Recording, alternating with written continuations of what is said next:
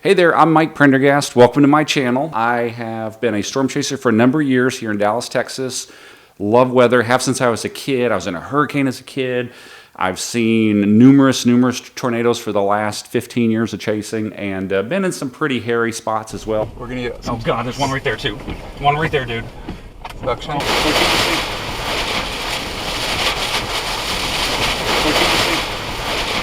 We won't tell my wife about that one. I was able to see a sneak preview of the upcoming Twisters movie just a few weeks ago here in Dallas-Fort Worth. It was a media screening, and I work in radio also. That's my main gig. That's what pays the bills. Storm chasing is where I spend it all. So I was able to see that, and I thought I could give a pretty interesting perspective, possibly, from a storm chaser's view on the movie, about what's realistic, maybe what's a little bit of Hollywood, and also some nods to the original. Yeah, some Easter eggs for the original Twister movie that you're going to see coming up. Cal, I gotta go, Julia. We got Cal. The other thing was Daisy, one of the stars from the show, was there, and they also handed out these really cool t-shirts that you'll see in the movie. Well, you can always trust a guy who puts his face on a t-shirt. I thought that I would give this shirt away to someone who likes and subscribes to my channel. So do that, and I'm going to choose someone randomly, and I will contact you, and we'll get this shirt over to you. If you feel it,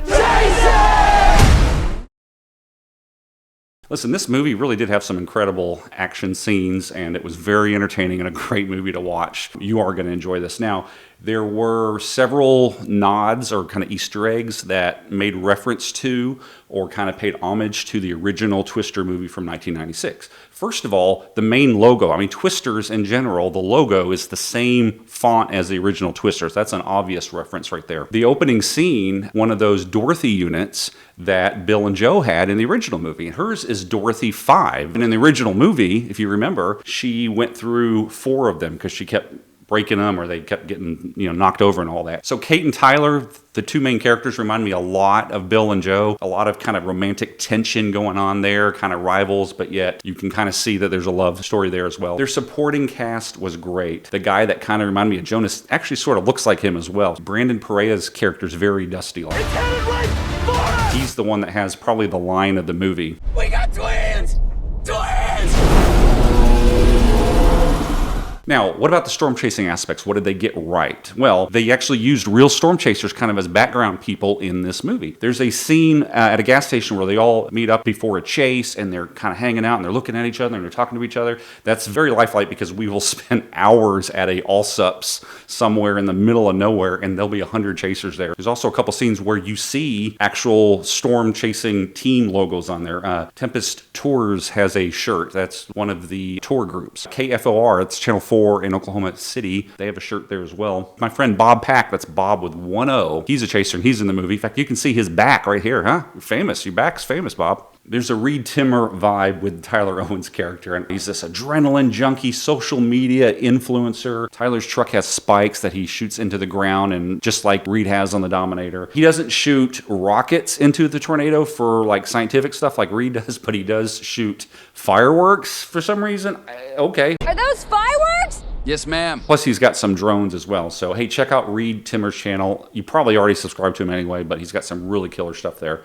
Something else I think they got right, the CGI looks incredible. So much better than 30 years ago. Not a knock on the original, that was 1996, I get it, but it really does look more realistic now. In fact, some of the scenes, I wondered if they really used stock footage from chasers because some of it looks so realistic. Up close, you could see individual vortices and updrafts, like really strong rotation. There's a scene where a tornado is going through one of those giant wind turbine farms, and just beautiful. It just looks spectacular. Reminded me a lot of Lockett in 2022. Now, storm chasing terms, they used many of them, and I thought they did a decent job with this as well. Shear, cape, dew point, dry line, hook echo, updraft. They even said cold pools. Like, man, these guys are, at least asked around. The bear's cage, they had a really intense scene where they're in this rain-wrapped bear's cage. A bear's cage is when you're essentially too close to the tornado. You are kind of between the edge of the intense precipitation and the tornado itself. In the bear's cage in the movie, it's very realistic because they really can't see what's happening. They know something's there, but you kind of just see the shadow just kind of coming at them, and that's very realistic. I've experienced that a few times, and those are situations you really don't want to be in. I think. Where's the rotation? Dude, I hate being in this position, man. Rotation on radar is north of us. We're so far from radar, we can't tell. They use real-life meteorologists to do weather updates in the background. Mike Morgan from KFOR is in there on the background, and they're showing moderate risk and high risk and enhanced.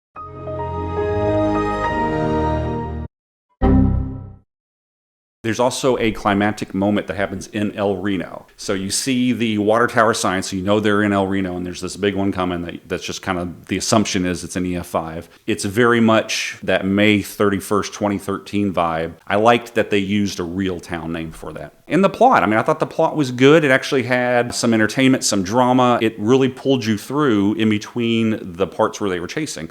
The original movie, not to throw any shade, I love the movie. We all think it's a classic, especially as a storm chaser. It's something that we've all watched 100 times. The effects were great for 1996. The plot, it wasn't all that great. All right, what did they get wrong? Because it's Hollywood, and you know that they're going to exaggerate or they're going to do something that isn't realistic. So let's go through that. One of the first scenes, they hide under an overpass, and it's like that. You can't do that. That's not safe. It's not a good idea. They actually were running towards the overpass when Kate's character said, "It's not safe to hide under the overpass." But they do it anyway. All heck breaks loose. It was bad. They shouldn't have been there. All that stuff. Storm chase setups. Real life is not sitting at a gas station. Oh, there's a tornado. Let's go. And there's an EF5 on the ground within 30 seconds. That's not real life. You will drive all day. You will sit for hours. Sometimes nothing happens. I mean, that's never happened to me. Hey, what do you want to do for your Sunday? I know, let's get in the car and drive 500 miles to see rain. More than likely, it's hours before, and then storms get going, and you follow the storm for hundreds of miles before it finally puts something down, usually right after you leave it for another storm. Come on, can I get an amen, guys? Tyler's red Dodge pickup truck that was a nod to Bill's truck in the original movie. And it's great that they had it there. Obviously, you're in a Dodge pickup truck with these little spikes in the ground isn't going to hold your truck together. He has some kind of weird roll bar around it, but that's not the armor that you'd see on the Dominator. It's just a truck, and the windows would blow out, all that stuff. Obviously not realistic, not a place that you would want to ever be in a tornado. And the other one that got me is chaser convergence. Now, as a chaser, when you are chasing, particularly on a high-risk day in Oklahoma, you anticipate that, okay, there's going to be, about 500 or more of my closest friends on this exact storm at this exact time on these rural country roads that cannot support all these cars. You plan ahead, you play downstream. So I'm going to be 30 miles ahead of where the storm is to try to time it so the tornado comes to me so that I'm not in this conga line of cars, because we all know that is like the absolute worst, and you get stuck, you get far behind, you lose the storm, or worse, you get stuck in the storm and you're in the way and you can't get out of the way. So chaser convergence is a real thing. It's probably one of the more dangerous things about storm chasing. Well, in the movie, it's just those teams that are out there, and that's it. And obviously that's not real, but they couldn't have 500 people out there all around them either. I get that. You could have used the extras a little more, I think, in that part, but they did not. The suck zone. All right, the suck zone, right? You remember this from the original.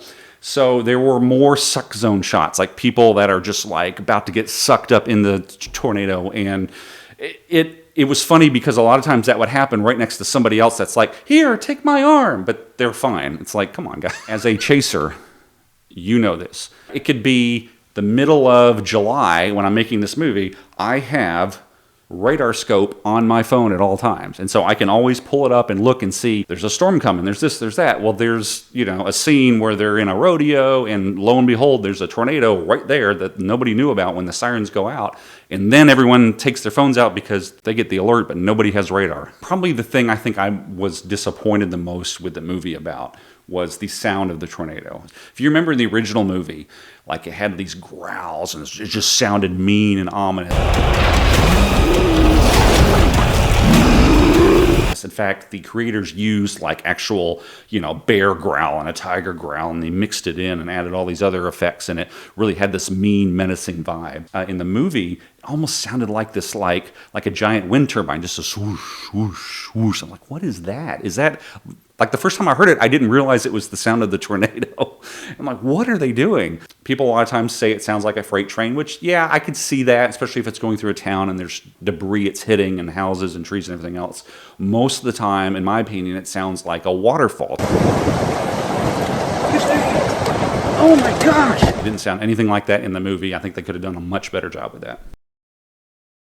So overall, I'd give it an EF 4 out of 5. I think it was a good movie. I think they did a good job with it. It was fun to watch. I'll see it again on opening night. I can't wait to see that. It's hard to say it's better than the original because it's such a classic to me. It probably is, but that's also like arguing if Jordan or LeBron is better, right? It kind of depends on when you grew up and when you watched it. Well worth the money spent. Go get some popcorn, enjoy it. Watch it on the big screen. Watch it on the IMAX. Get all the full effects and the sound of the ridiculous whooshing of the tornado. Comes out July 19th. Go see it and check out my videos. Like and subscribe. And like I said, someone who likes and subscribes, hey, I'm going to give this shirt to you from the movie, and I will mail it out to you. So thanks for listening. I appreciate it. I don't know how to end this video, so I'm just gonna keep talking until I have like the